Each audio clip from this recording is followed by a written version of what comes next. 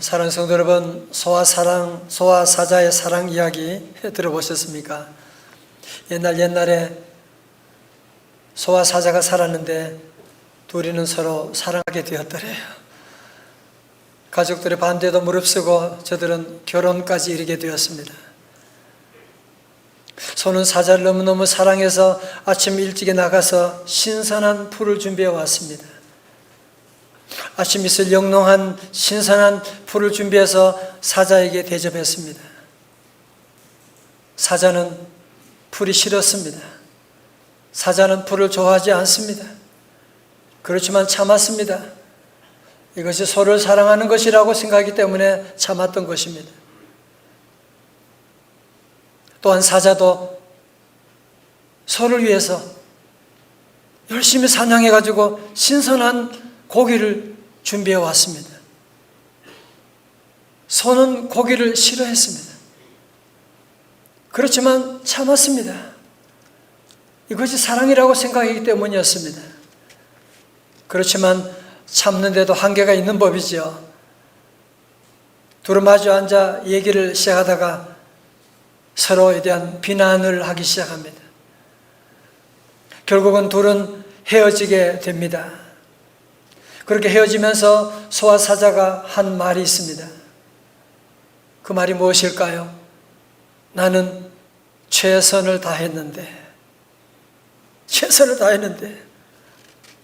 성도 여러분, 사자와 소가 최선을 다했지만 저들이 헤어진 이유가 어디 있어요? 저들은 사랑할 때 상대방의 기준이 아니고 내가 기준이었잖아. 상대방이 좋아하는 것을 준 것이 아니라 내가 좋아하는 것을 주었기 때문에, 내가 좋아하는 것을 강요했기 때문에 그들의 사랑은 깨어지고 말았던 것이거든요. 사랑하는 성도 여러분, 오늘날 우리 세상에 사랑에 대한 얘기가 얼마나 많고 얼마나 사랑에 대한 노래가 많습니까? 그럼에도 불구하고 오늘 우리 현대인들은 사랑하기 때문에 더 많은 상처들이 생기는, 이렇게 많은 상처가 많은 이유가 어디 있느냐? 왜 많은 사람이 이런 상처를 안고 살아갑니까? 다 최선을 다하면서도 이렇게 상처가 많은 이유는 사랑이 없어서가 아니라 사랑하기는 하는데 내가 기준이야. 사랑하긴 하는데 내가 내 좋은 방법을 아내에게, 남편에게, 자녀들에게 강요하는 거야. 그러다 보니까 사랑하면서도 우리 안에는 많은 상처들이, 많은 아픔들이 오늘도 계속 일어나고 있는 것 아닙니까? 우리가 이 세상에 나누는 사랑은 주고받는 사랑입니다. Give and take. 우리는 남에게 주는 만큼 받아야지, 내가 받지 못했다고 하면 직성이 풀리지 않고 또 상처를 받게 되는 거예요. 아니, 부부 사이도 그렇잖아요. 우리의 사랑은 주고받는 사랑, 그래서 우리의 사랑은 조건이 다 붙어 있는 거예요. 조건이 깨어지면 사랑도 깨어지게 되는 거예요. 그러나 성도 여러분, 하나님의 사랑은 어떤 사랑일까요? 우리 하나님이 보여준 그 사랑은 주고받는 사랑이 아닙니다. 우리 하나님은 무조건 주시는 사랑. 우리 하나님의 사랑은 하나님 중심의 사랑이 아니라 우리 인간을 기준으로 해서 하나님이 인간이 되셔서 우리에게 사랑을 보여주시는 그 사랑.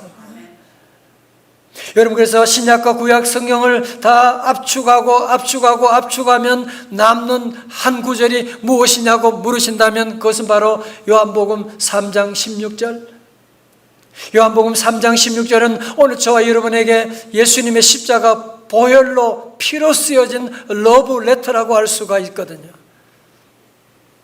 요한복음 3장 16절 여러분 다 기억하시죠?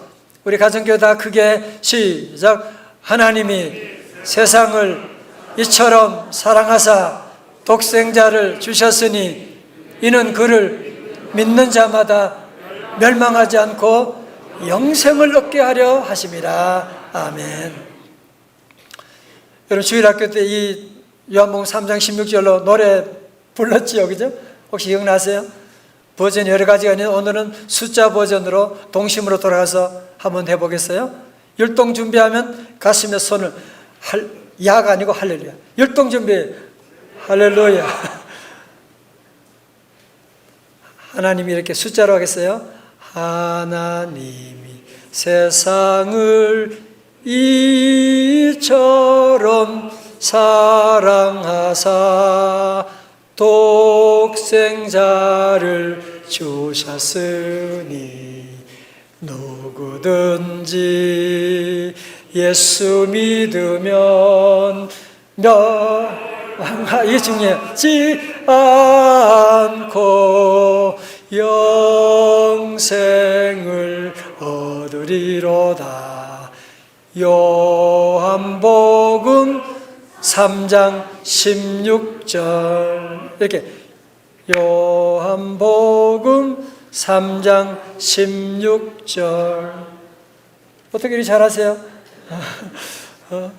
사랑하는 성도 여러분, 하나님이 세상을 이처럼 사랑하사 우리 하나님이 세상을 저와 여러분을 이 세상을 이처럼 사랑하사 어떻게 사랑하셨다고요?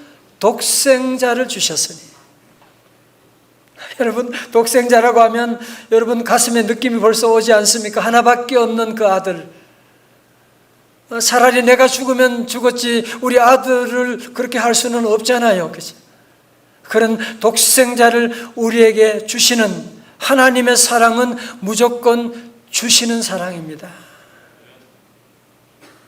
성도 여러분, 우리도 사랑을 하기는 하는데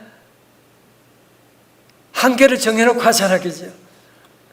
참는데도 한계가 있는 거야. 주는데도 한계가 있는 거야. 아무리 자녀지만 자녀에게도 참는데 사랑할 때 한계가 있는 거야. 그거 건드리면 더 이상 갈 수가 없는. 하나님의 사랑은 한계가 없는 사랑이에요. 하나님의 사랑은 하나밖에 없는 아들. 여러분, 저도 다른 건 다 줄 수가, 아니 내가 죽을 수 있다면, 그러나 자녀를 죽이는 그것만은 우리가 할 수가 없는데 하나님은 그 사랑의 한계를 뛰어넘어서 우리에게 사랑을 보여주시는. 그래서 로마서 8장 32절의 말씀 다 같이요, 시작. 자기 아들을 아끼지 아니하시고 우리 모든 사람을 위하여 내주시니가 어찌 그 아들과 함께 모든 것을 우리에게 주시지 아니하겠느냐. 아멘. 자기 아들을 아끼지 아니하시고 우리 모든 사람을 내주신 그 하나님의 사랑, 이제는 아들과 함께 모든 것을 주시지 않겠느냐고 말씀하시는. 여러분, 사실 그래서 이 하나님이 독생자를 주시는 이 사랑은 우리의 이해의 한계를 넘기 때문에 정말 이해할 수가 없는, 그렇지만 이 말씀을 묵상하면 묵상할수록 가슴이 먹먹해지게 되고 눈물이 나지 않을 수가 없습니다. 한 권사님이 일찍이 혼자 되셔서 외아들을 정말 정성껏 믿음으로 잘 키웠어요. 그런데 어느 날 이 아들이 어머니에게 하는 말이에요. 어머님, 제가 기도하는데요, 중동 땅에 선교사로 가려고 하는데요. 엄마가 가슴이 철렁 내려앉는 거예요. 그날부터 새벽기도 가서 하나님께 기도하는, 하나님, 울면서 하나님께 기도하는, 하나님, 내가 우리 저 아들 내가 어떻게 키웠는지 하나님 아시잖아요. 아니, 하나님 나라 일할 수 있는 방법이 여러 가지가 있는데 왜 꼭 중동 땅에 선교사로 가야 됩니까? 하나님 그것만은 안 됩니다. 근데 마음속에 깨닫는 게 있어요. 내가 지금 하나님을 믿는 것이 아니고 그동안 아들을 믿고 있었구나. 하나님, 제가 잘못했습니다. 하나님 의지합니다. 그러면서 이 권사님이 아들 선교사의 일들을 받아들이게 되고, 아들이 공항에서 떠날 때 아들 앞에서 울지 않았어요. 끝까지 참고 기쁨을 아들 보내고 돌아오면서 차 안에서 눈물을 펑펑 흘리면서, 내가 하나밖에 없는 아들 중동 땅에 선교사로 보내는 것도 이렇게 힘든데 우리 하나님은 하나밖에 없는 독생자 예수 그리스도를 나 같은 죄인 위해서 보내셨다 생각하니까 너무너무 감사하고 하나님의 사랑을 조금이나마 깨닫게 되어노라고 하는 그런 간증을 했는데요. 사랑하는 성도 여러분, 저와 여러분이 얼마나 귀한 존재인지 아세요?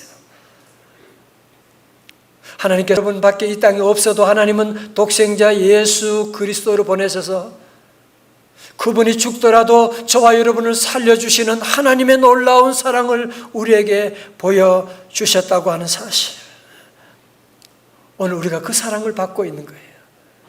믿으시면 아멘. 우리 하나님의 사랑에는 그래서 계산이 없어요. 우린 다 계산하잖아요, 그죠? 우리가 남에게 주어도, 남에게 해줘도 다 계산하고 부조하고 계산하고 다 우리는 늘 계산하는 사랑인데, 심지어 우리 부모도 자녀에게 계산하는 사랑인데 하나님의 사랑에는 계산이 없어요. 여러분, 만약 하나님이 계산한다면 지난 한 주간 우리가 무슨 짓 했어요? 무슨 생각을 하셨어요? 무슨 못된 일들을, 저도 얼마나 많이 한 사람인데, 하나님이 계산한다면 오늘 이 자리에 제가 서서 설교할 수가 없는, 하나님의 은혜 받을 수가 없는, 하나님은 산수를 못하세요.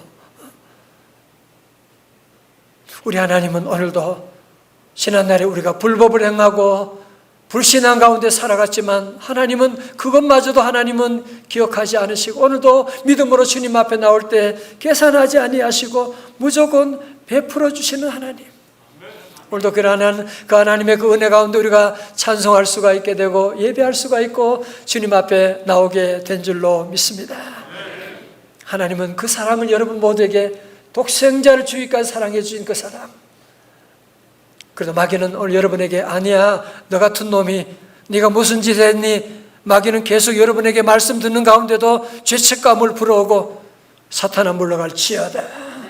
여러분, 그래서 이 아가페 사랑은요, 우리 세상에서 나누는 사랑이 아니기 때문에 우리 머리로 다 이해할 수가 없어요. 여러분, 그래서 우리가 이 아가페 사랑, 하나님의 사랑, 독생자를 주신 사랑은 이해하려고 하면 안 되고 우리가 믿으면 이해할 수가 있게 되는 겁니다. 그래서 초대교부 오거스틴은 유명한 말을 했어요. 라틴어로 크레데 우트 인텔리가스라고 하는 유명한 말인데요, 나는 믿는다, 그러므로 나는 이해할 수가 있다. 여러분, 그래서 우리가 이해함으로 믿는, 아니 무슨 내 작은 머리로 이해되는 하나님이 그 무슨 하나님이에요? 이해할 수 없으니까 믿고 믿음으로 이해하게 되는. 그래서 우리 모든 성도들이 나 같은 죄인 살리신 하나님의 그 놀라운 십자가의 사랑을 체험하고 깨닫고 승리하는 삶 되시기를 주의 이름으로 축원합니다. 날 사랑하심, 다 같이요. 날 사랑하심, 할렐루야. 날 사랑하심, 성경에 써있네. 그렇다면 하나님께서 왜 하나밖에 없는 아들 독생자를 우리에게 주셔서, 그 이유가 뭐냐? 그를 믿는 자마다, 그를 믿는 자마다, 첫 번째 주시는 복이 뭐라고요? 믿는 자마다 이거 아시죠? 멸망치 않고 다시 멸망치 않고. 여러분, 하나님의 자녀된 믿음으로 살아가면 멸망하지 않습니다. 여러분, 세상은 첼로역정에 나오는 것처럼 장망성입니다. 아무리 성공해도, 재벌이고 대통령해도 마지막 다 망하는 겁니다. 예외가 없잖아요. 물론 우리도 이 땅에 사는 동안에 때로 실수할 때가 있고 환난을 당할 때가 있지만 주님의 백성은 멸망하지 않습니다. 우리는 망해도 망하지 않을 것입니다. 우리는 죽어도 죽지 않습니다. 우리 성도들은 사는 동안에 때로 실패하고, 오늘 아까 어떤 2부에 나오신 집사님, 계약이 지난주에 실패 안 돼가지고 너무 가슴이 아파했어. 아니야, 계약이 될 때도 있고 안 될 때도 있는 거지. 그러나 집사님 절대로 멸망하지 않아. 우리가 주님 안에 얘가 믿음으로 살아가게 되면 절대로 멸망하지 않게 되는, 절대로 우리 성도들은 이 마귀 사탄의 유혹에 여러분이 흔들리면 안 돼요. 우리가 때로 실수할 때가 있고 아픔도 있죠. 다 있죠. 그렇지 않은 사람 누가 있어요? 그러나 로마서 8장 28절 모든 것이 합력하여 선을 이루게 될 줄로 믿습니다. 두 번째로 예수 믿으면 누구든지 예수 믿으면 멸망하지 않고, 두 번째 뭐예요? 영생을 얻으리라고 했어요. 여러분, 영생이라고 하는 것은 성경에서 말하는 생명은, 죽음은 하나님과의 분리고 생명은 하나님과의 연결되는 것을 말하는 것이거든요. 여러분, 내가 지금 예수 믿고 나는 죽고 예수님으로 살아가는 이 삶이 바로 영생이라고 하는, 오늘 여러분 지금 우리가 영생을 살고 있는 거예요.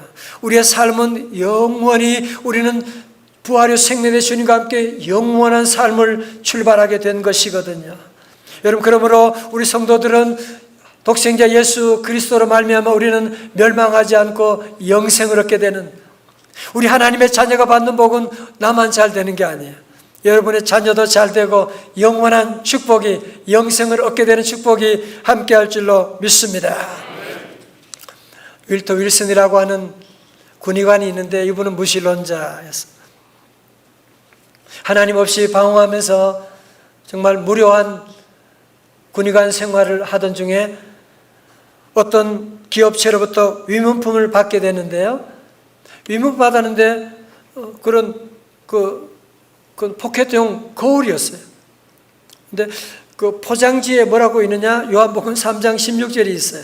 하나님이 세상을 이처럼 사랑하사 독생자를 주셨으니 이는 그를 믿는 자마다 멸망하지 않고 영생을 얻게 하려 하심이라 하는 말씀이 있어가지고, 그래서 포장지를 이제 뜯어 보니까 거울 뒷면에 이런 글이 있는 거예요. 하나님이 독생자를 주시기까지 사랑한 그 대상이 누군지 알고 싶으면 앞을 보세요. 그렇게 돼 있어요. 뭐야? 그래서 앞을 보니까, 거울 보니까 누가? 자기 얼굴이 보이는 거야. 그래서 자기 얼굴을 물끄러미 쳐다보다가 놀라운 사실을 깨닫게 되는 거야. 하나님이 독생자를 주시기까지 사랑했던 그 사랑의 대상이 바로 나였구나 라고 하는 사실을 이분이 깨닫게 되고, 그러면서 눈물이 펑펑 쏟아지면서 내가 미움받고 나만 왕따 아니야, 하나님이 나를 사랑하신다고 하는 걸 깨닫고 이분이 믿음의 사람이 되고 정말 의사로서 영혼을 치유하는 의사의 사명을 감당하게 되었다, 그런 글을 보게 되었습니다. 여러분, 그렇습니다. 하나님의 그 사랑 바로 저입니다. 그래서 오늘 저는 여러분에게, 우리 성도들에게, 여러분이 앞으로 거울 보실 때마다, 자신의 거울 볼 때마다 왜 이렇게 늙었어? 그런 얘기 하지 말고, 우리 하나님이 독생자를 주시기까지 사랑했던 사람이 바로 나였구나. 할렐루야. 이렇게 하고 여러분이 한번 해봐요. 얼마나 놀라운 기적이 시작되겠어요.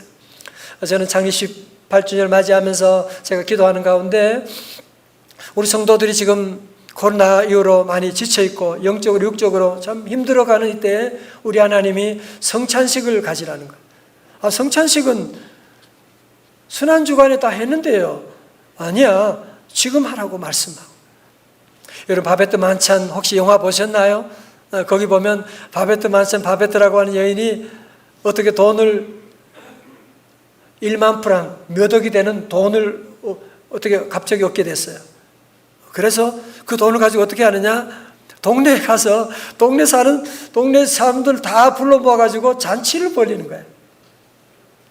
프랑스 요리로 어마어마한 잔치를 벌려주게, 아무런 조건 없이 잔치를 벌려가지고요, 그 동네에 화해 역사, 기적 역사 나타나는데, 오늘 바베트 만찬과 비교할 수 없는 십자가 성만찬을 하나님께서 저와 여러분에게 예비하신 줄로 믿습니다.